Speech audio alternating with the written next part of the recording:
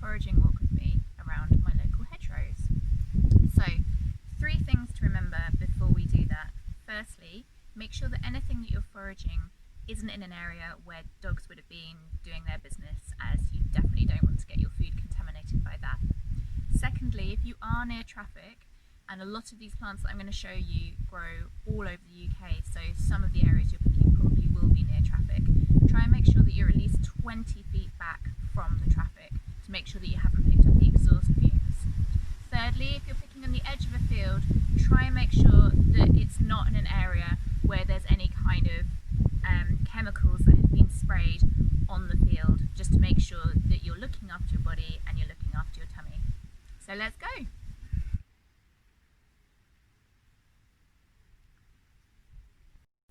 Chenopodium album, also known as goosefoot.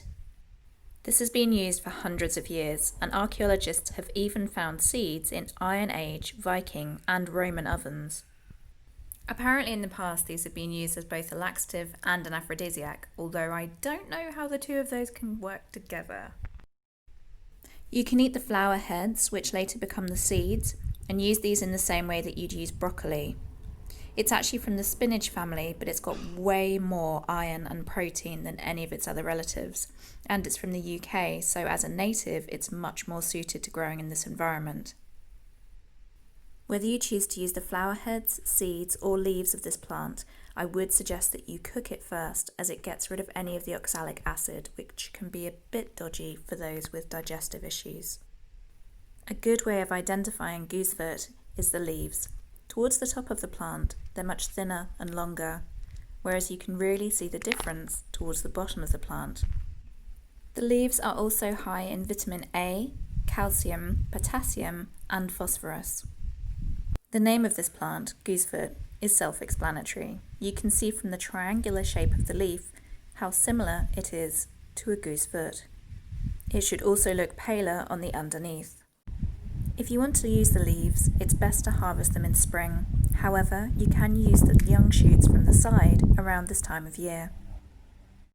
Another plant that you can find growing all over the UK is poppies, and poppy seeds are all edible. In fact, they've been harvested for thousands of years, as far back as the Minoans in the Bronze Age. Poppy seeds are rich in calcium, iron, magnesium, vitamins A and C. They can be used as an oil, as a paste, and in many recipes in both baking and cooking. Once you've harvested your poppy seeds, it's a good idea to wash and soak them in water to reduce the levels of opium alkaloids.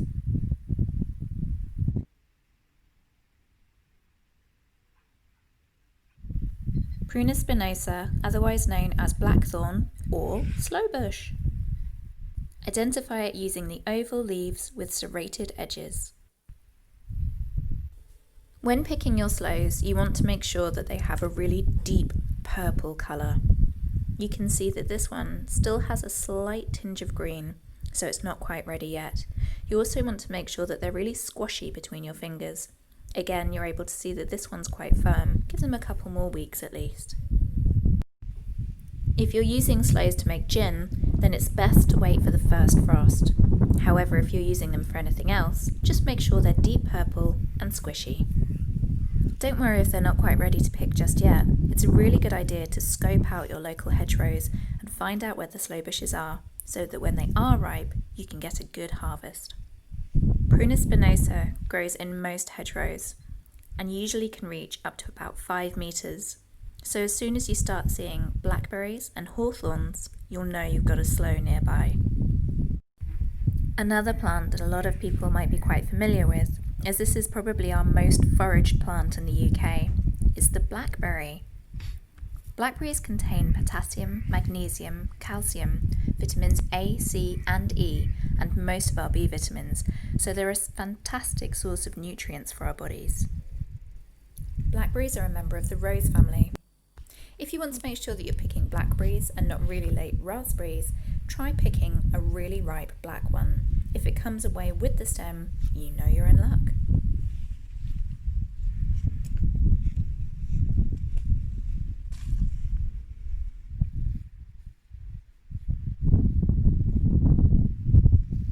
A plant that you may previously have thought as just being a bit pesky is the stinging nettle, or Urtica dioica. The leaves of this plant are best in spring, when you can make all sorts from nettle soup to nettle pesto. However, come this time of year, there's still a very good use for it, as the nettle seeds are incredibly good for you. They're rich in essential fatty acids, iron, calcium, magnesium, silicon, and they're also a natural stimulant. It's a good idea to use gardening gloves to pick your stinging nettles so you don't get stung, and you want to aim for the female ones. In my left hand is a male variety, and in my right is a female variety of the plant. You can see that there's many, many more seeds in the female version. There's also a lot more nutrients in these seeds. The male versions are edible, but they're just not quite as good for you. The best way to get the seeds off is to rub them in your hands with a pair of gloves on. Be careful because the stems do still have stings in them. Once you've got the seeds, they'll last for up to a year. If you want to keep it simple, have a teaspoon a day to boost your immune system. However, you can mix them into smoothies, yogurts, and my personal favourite is chocolate truffles.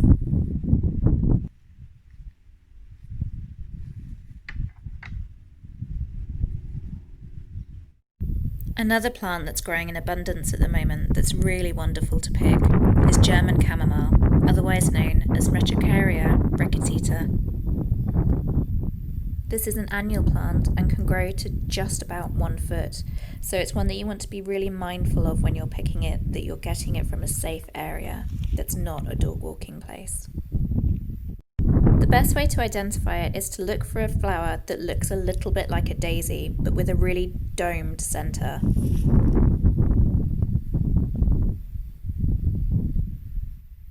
The best way to make sure it's not a daisy is by looking for thin, feathery leaves that are bipinnate.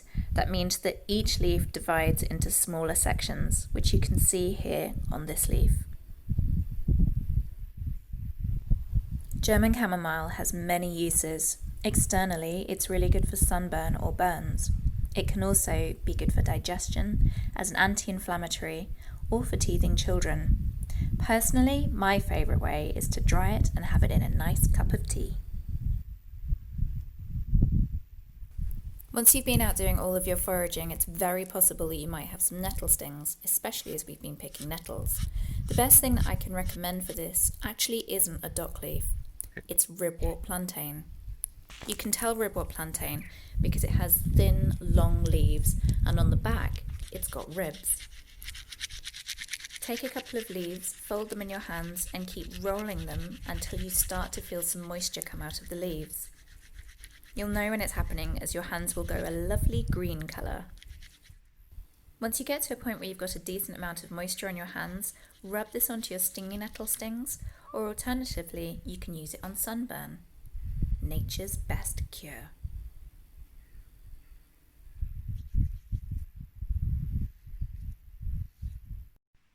Okay, so that was our foraging adventure for today. I hope you enjoyed it and that you managed to learn something. I'm going to sit and relax with a nicely brewed, freshly brewed chamomile tea, which is from our forage today. And if you want to learn more about plants, or if you'd like to learn some recipes for things that you foraged, then do feel free to join me on my Instagram account. The link should be below, but if it's not, then it's at @forage_fairies. And hopefully I'll see you soon. Take care. Happy foraging!